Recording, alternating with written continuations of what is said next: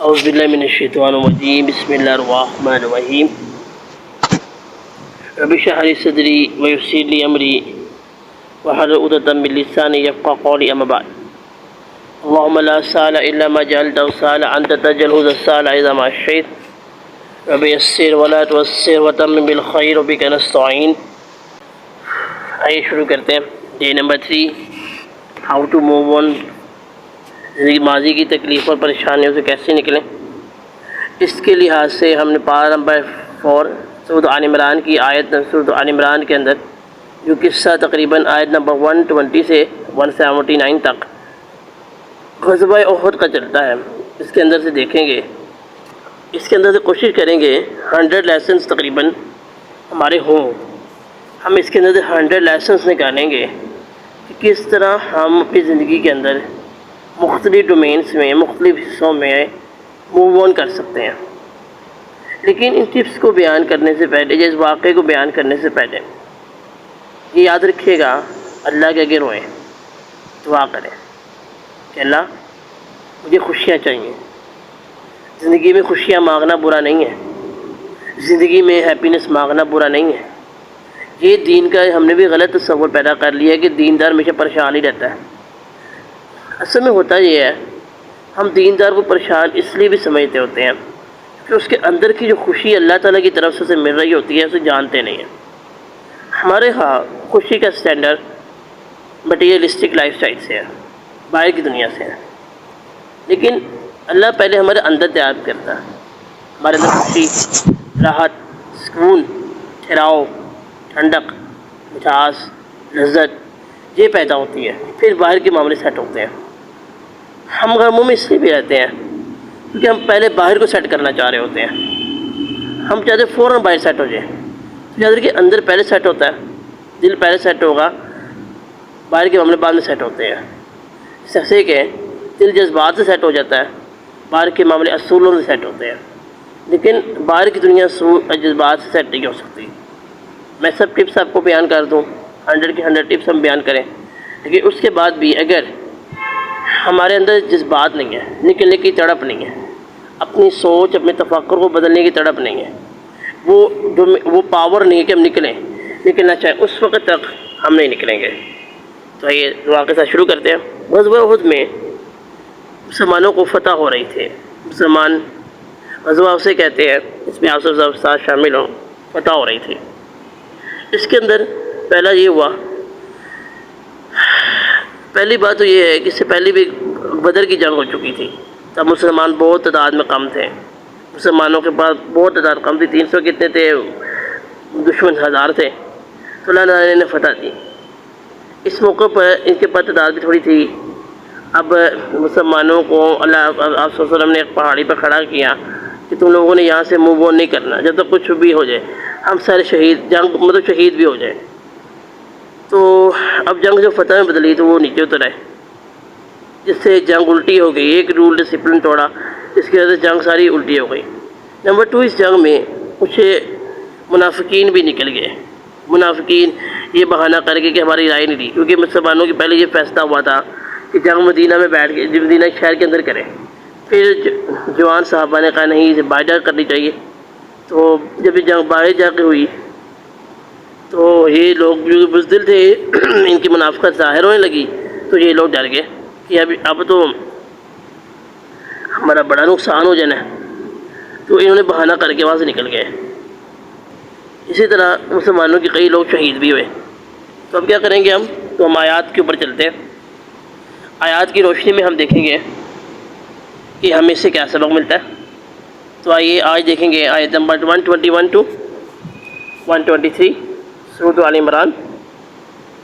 اور جب آپ اپنے گھر سے نکل رہے تھے صبح سویرے، اور مومنین کی قاعدہ مومنین کے صفے بنا رہے تھے، اور اللہ سننے اور جاننے والا ہے، اور تم میں سے ایک گروہ ایسا تھا، تم میں 2 گروہوں نے ارادہ کیا کہ وہ نکل جائے، اور اللہ ولی ہے، مومن اللہ ولی والذین ولی ہے، اور مومنین اللہ پر ہی توکل کرتے ہیں۔ وَلَقَدْ نَصَرَكُمُ اللَّهُ بِبَدْرٍ، اور تم یاد کرو فتح بدر کی کہ تم کمزور تھے، اللہ سے ڈرو اور اس کا شکر ادا کرو۔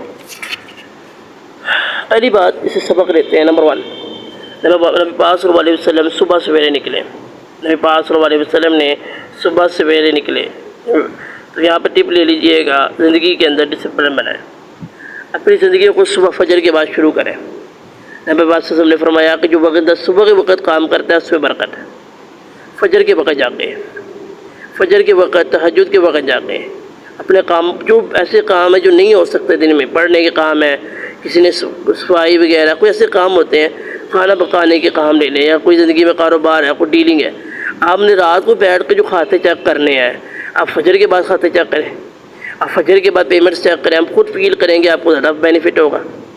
آپ نے جو رات کو اٹھنا ہے، یہ سوچنا ہے، پھر آپ کو پیمنٹ کسی کی لیٹ ہو رہی ہے، جلدی ہو رہی ہے، پھر آپ ڈپریشن میں چلے جاتے ہیں، فیئر میں چلے جاتے ہیں، آپ کو نیند نہیں آتی، آپ کو رات کو نیند نہیں آتی، پھر آپ رات کو پریشان ہوتے ہیں، پھر پوری رات آپ سوچتے ہیں کہ اس کو اور پھر صبح اٹھ کے کہتے ہیں اگر ایسے ہی کر لیں تو بہتر تھا، تو پھر صبح پھر ٹھیک ہے، میں ذرا رات کو تہجد پڑھوں گا، 2 رکعتیں پڑھ کے اللہ کے رہوں گا، پھر دیکھوں گا کہ مجھے کیا کرنا ہے۔ اپنی پلاننگ صبح کریں۔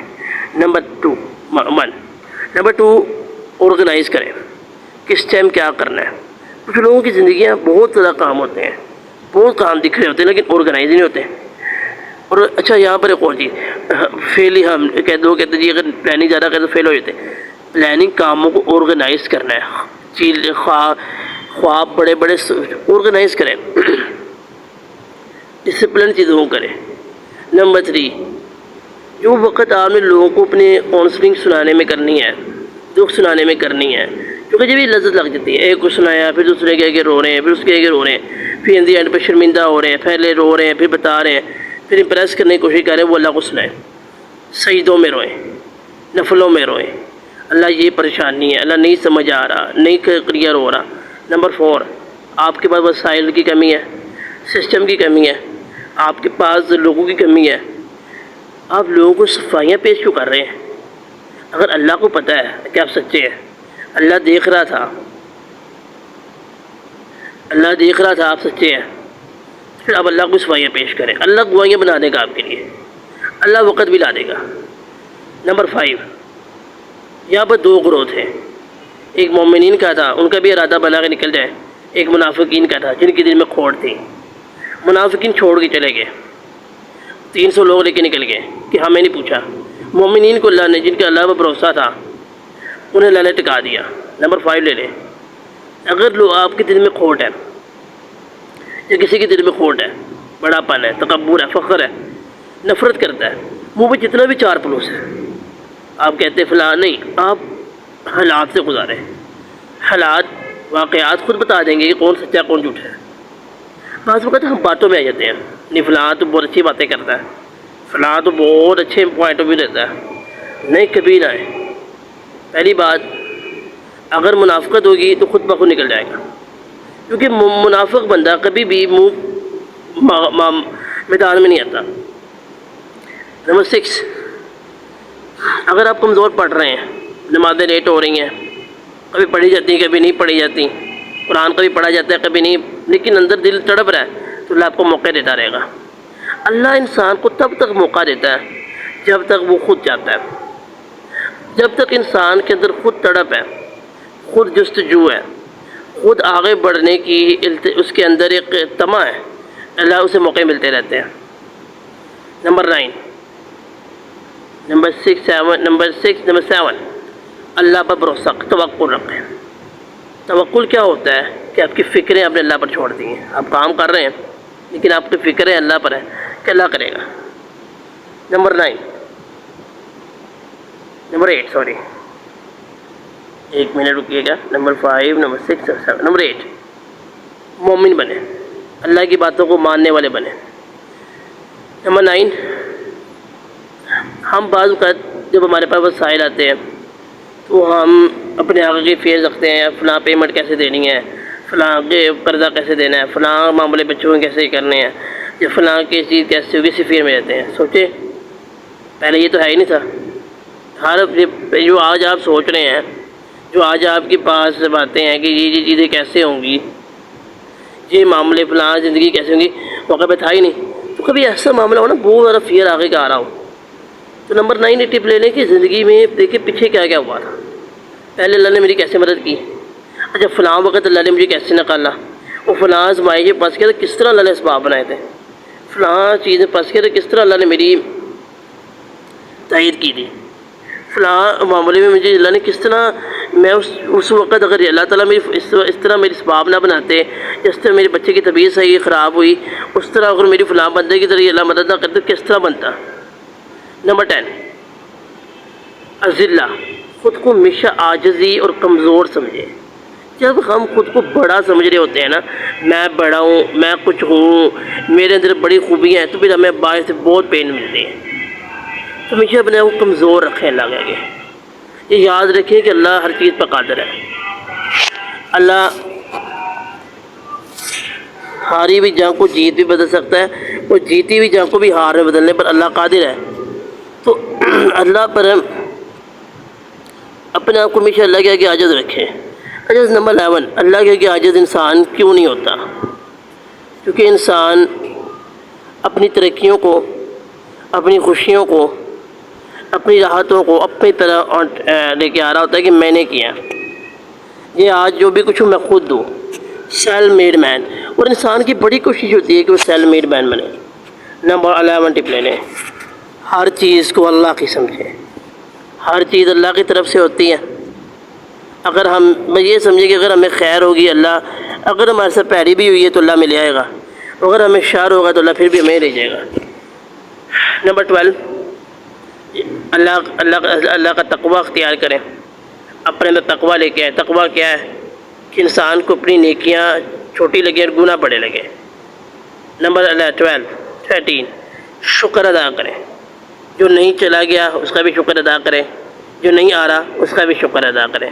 نمبر 14 اللہ پر بھروسہ رکھیں۔ اور نمبر 15 اپنی زندگی میں اللہ کے آگے سجدوں میں رونا شروع کریں، سجدے میں رویا کریں، نہیں رونا آتا پھر بھی روئیں۔ نمبر 17 قرآن کو زیادہ سے زیادہ پڑھیں۔ نمبر 18 پھر وہی کہوں گا دوبارہ پیچھے سے، اخلاص رکھیں، پیور رکھیں۔ نمبر 19 پر کتنی ٹپس کافی ہیں آج کے لیے۔ جزاک اللہ خیر کثیر۔